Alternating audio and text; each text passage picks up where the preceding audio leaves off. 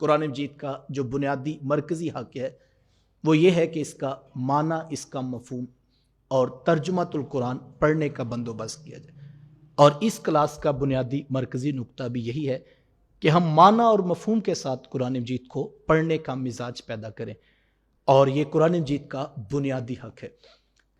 اور یہ میں نے دیکھا آج کل دوست کچھ بچوں کو چائنیز زبان بھی سکھا رہے ہیں،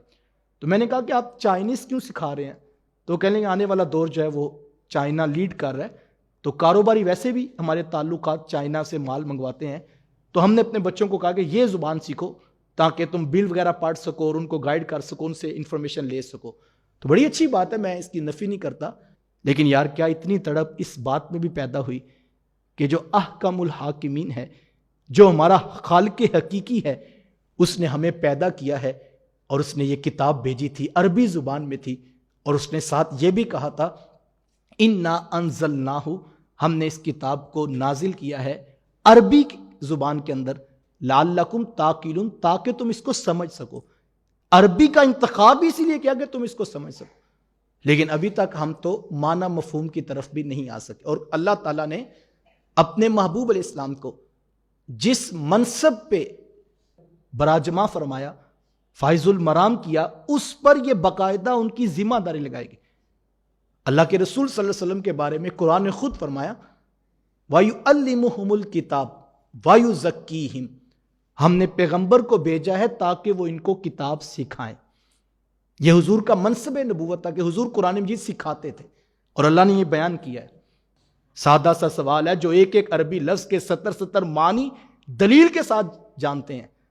اور اتنی پختہ دلیل کے ساتھ کہ ایک دوسرے سے بحث کرتے ہیں کہ اگر تم اس کا یہ معنی لیتے ہو تو اس میں بطور دلیل حوالہ دو کہ کسی شاعر نے کیا اس کو اپنے شعر میں استعمال کیا کہ اس لفظ کا یہ معنی یہ مفہوم ہوتا ہے، تو دوسرا شخص بطور دلیل ساتھ میں شعراء کا، ادباء کا حوالہ بھی دیتا ہے کہ جناب یہ اس کا ریفرنس ہے کہ یہ اس معنی میں بھی استعمال ہوتا ہے۔ ان کو کیا سکھانا تھا جو قرآن نے کہا تھا کہ ہم نے پیغمبر علیہ السلام کو بھیجا اس منصب کے لیے؟ تو بڑا خوبصورت اہل علم نے اس کا جواب دیا کہ اس لیے نبی علیہ السلام کو بھیجا تھا کہ محبوب یہ ایک ایک عربی لفظ کے 70 معنی تو جانتے ہیں، لیکن محبوب 70 معنی میں سے تیرے رب کی مراد کیا ہے یہ نہیں جانتے ہیں۔ وہ مراد تجھے بتا دی گئی ہے اور تو بتائے گا محبوب ان کو کہ اس کا صرف یہ معنی لینا ہے، اس کا یہ مفہوم لینا ہے، اور یہ مقصد یہ ہے جس کے لیے قرآن کی آیت نازل کی گئی ہے۔ تو اس مقصد کے لیے قرآن مجید کو نازل کیا گیا تاکہ وہ ڈیفائنڈ پرپس جو اسلام کو مقصود تھا وہ نبی علیہ السلام کو بتا دیا گیا، اور حضور کی وساطت سے امت تک وہ تعلیم پہنچی۔ اسی مقصد کے لیے میں اور آپ بھی جمع ہیں کہ ہم جو ہے وہ معنی اور مفاہیم سیکھیں اور وہ مقصود جو قرآن کا ہے اس کو حاصل کریں۔